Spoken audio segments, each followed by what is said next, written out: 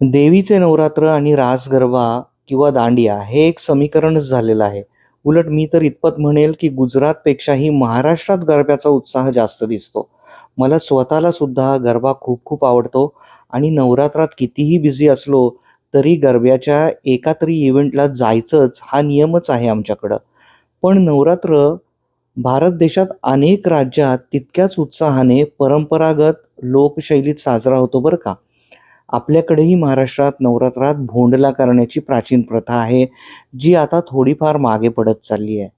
या भोंडल्यात गजांत लक्ष्मीची सेवा, तिच्या भोवती फेर धरून "ऐलमा पैलमा गणेश देवा, माझा खेळ मांडू दे, करीन तुझी सेवा" असे आणि अनेक मजेशीर गाणी म्हणून केली जाते. विविध खिरापती प्रत्येकाने खेळाला सोबत आणून एकमेकांकडून दिल्या घेतल्या जातात. आंध्र तेलंगणा भागात सुद्धा देवीची घागर घट मध्यवर्ती ठेवून सवाष्ण त्याभोवती फेर धरतात, कवायती करतात, नृत्य करतात. या प्रथेला बटुकम्मा असं म्हणतात, ज्याचा अर्थ आहे ये माय.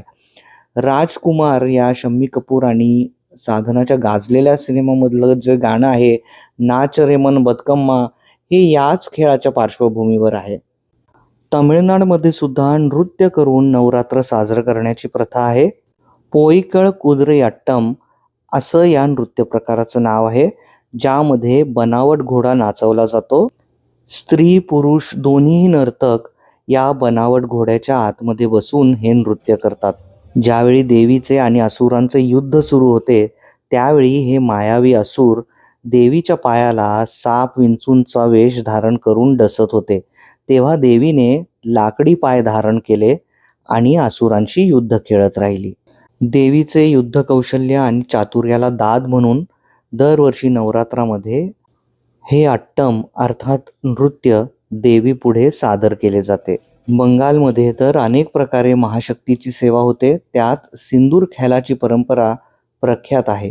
नृत्य करत आणि कुंकू उधळत देवीला मान दिला जातो.